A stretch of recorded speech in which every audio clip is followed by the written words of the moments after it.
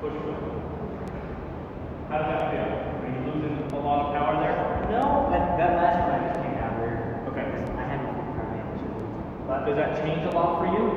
No, it feels normal. Like it feels good. Like I understand what you're saying. I'm just trying to kind of make it smooth. Yeah, like it's gonna help me cycle more without being tired. That makes sense.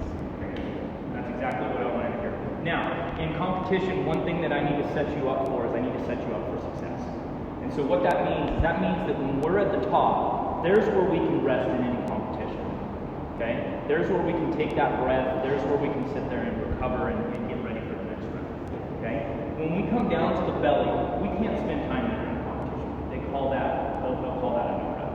Okay? They say that it's not very good for starting position. So as we come through that, I want for that to be a sped up position as we end up getting more developed. Okay? Let's try it again. So on the way up, you mean on the way up, they don't count it if you sit in that position, or on the way down, or both? I think it's both. Oh, okay. I think it's both. You Okay. do have to come through that dip, but it has to be a continuous move. Okay. I know that resting on the belly, and I don't know if they change that for the kids. I don't Okay. know if that's a standard that they change. I mean, it's not a I good would habit think- to get into. I would anyway. think that Yeah. where they're starting to take these kids, that they're going to train them to that standard. from the Okay. get-go. Yeah, we haven't seen standards ever. It's one of those things that you can't go up and you can't like release the bar and just hang at center mass, right? Right. That- Okay. that's no. That actually makes a lot of And sense. so Okay. they just sat there and they said any stopping of that move. Okay. Okay. Here we go. There's a smooth one.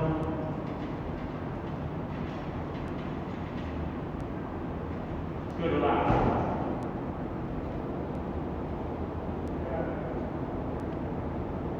As soon as you start to pull down, so as soon as we come forward to that hip and we're coming, your pull with your shoulder is timed up pretty close to your hip. What I'd like to see is I'd like to see the hip produce the power and then a rip of that bar to the rib cage.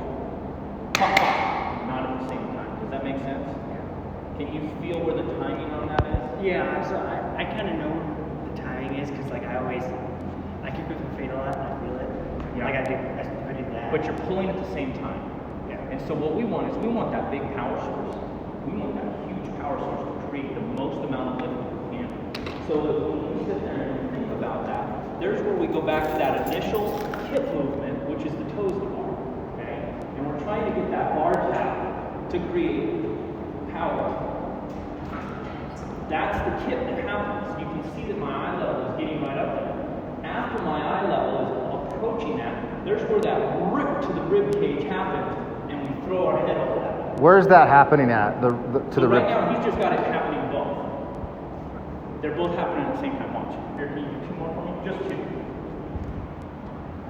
So same thing. We'll just watch from the side. Pull it. That one was better. He's getting some time. Do you see it? Yeah. You made adjustment. That looked almost. Did you feel the difference lower. there? Yeah. That looked even lower than the rib cage on that. Yeah. Yeah. No, I got my hips all the way up there. Right. I almost had one arm. What did you like consciously think about that change? Or was that just kind of some cues that ended up leading you into that? I think it was just you telling me the cue, like, get your, like with the toes. That looked like, way easier than the previous one. No, I agree. Yeah. So it's Yeah. kind of funny because you gave me that cue for toes bar as well. It's just push with your shoulders and then kick. And I think that's where I kind of, now I understand it, is you told me to get with my shoulders and then kick after I'm here. So Yep. then I wanted to think, okay. When are you? I love okay. coaching him. When are you thinking hip? When are you thinking? So hip? as we sit there and we're in that front extension piece, right? We're in true extension. We're ahead of the bar.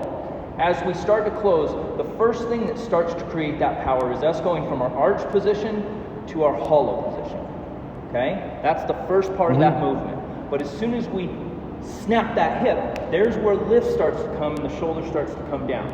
As soon as that happens and we've started to create the power source lifting us up, which is our hip and that core, right? Yeah. That pop to hollow. As soon as that happens and we're creating lift, there's where that vigorous pull happens to the rib cage.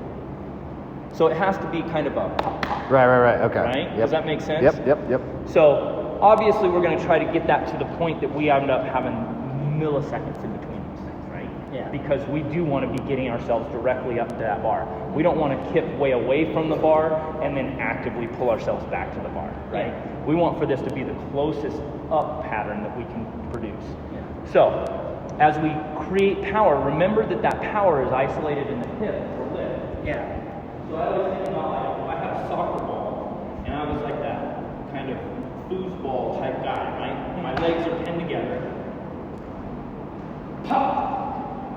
Pop! Because the power is only here. So as the knees bend, that's just a lot of added movement. That's not really creating, it feels like we're creating power. Yeah. And we can get a little bit exaggerated, but we almost want to save that for one time. Okay. Right? Right. Competition. When we got to fight for one rep. Yeah. Right? There's where we kind of let some of those true mechanics. But in training, right, we want to produce the most virtuous movement that we can produce. Virtuous, So that, nice. So, no, seriously. So that when Yeah. we get to the other end, right, and we're in competition and we're just giving it all our effort, that as the mechanics start to fade away, that they fade away at a slower pace, right? Yep. Because they're gonna fade away eventually, right? Absolutely. Yeah. Day 3 is when that. Yeah, Day day 2. three. Day 2 it starts. Day 3 just. Well, and this will be the first multi-day event you've done, right? Oh, you've done another one? No, turkey challenge. Turkey challenge. Turkey challenge. Was a. It was a 2-day. day. Oh, okay. 2-day. Cool. What's his food look like right now? Right. Well, okay. Here's the issue. When I first